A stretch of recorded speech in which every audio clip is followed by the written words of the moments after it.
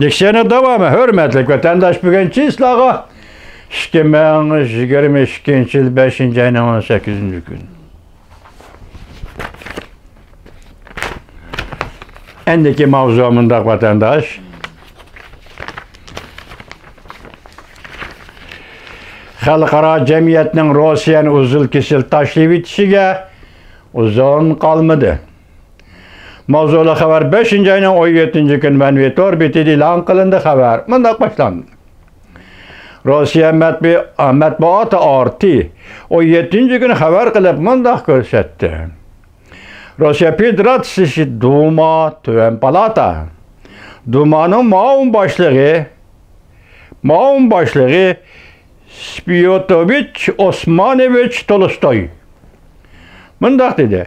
Devlet Duması del hazır Dünya Soğut Teşkilatı ve Dünya Seyye Teşkilatı den çekinip çıkışını muhakeme kılıyordu. Rusya Duması.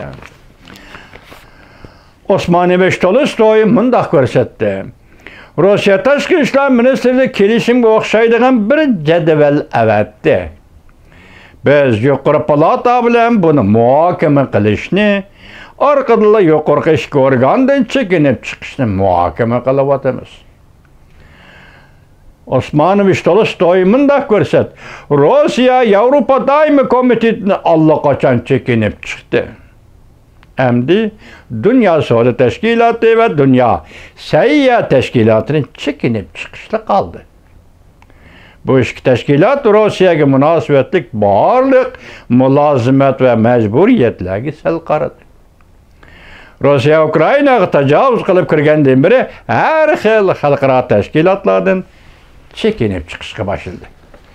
Endilikte yana bir haber Xitoy bar kuchi bilan buni yoshirishga urinayotidir, lekin dahshatli haber juma bu vatandoshim. Buni o'ylasangiz, aeroplan voqeasiga munosabatlikmi?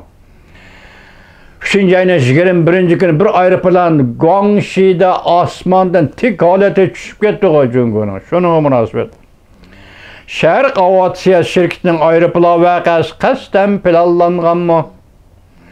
Jungo alaqadar matbuotlar javob qaytardi. Mavzuli xabar 5. ayning 17. kuni Menviyet orbiti e'lon qilindi. Yana bir xabar juma bu. Amerika taraf tahlil qilib, aeroplan voqeasi qasddan paydo qilingan deb hukm qildi. Ala sharini vatanda. Tik tushdi-ku. Osmondan tik tushdi. Beijing yer shahar vaqt gazeti 18. kuni Jungo aviatsiya shirkatining so'zlaridan naql keltirib bunday ko'rsatdi. Amerika tarafdan tekshirish qatnashgan xodimlar har qanday matbuotga tekshirish va uning natijasi to'g'risida uchur tarqatmadi.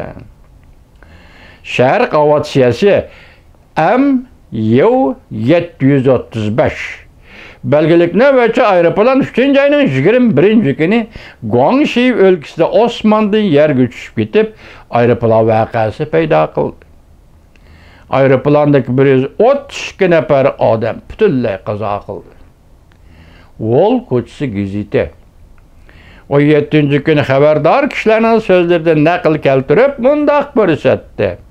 Amerika taraf voqea yuz bergan yerdan qora qutini izlab tepib, dastlabki qadamda tadqiq qilib, aeroplan kabinasida bir kishi qasddan o'rinlagan harakat, ya'ni qasddan qilgan harakat.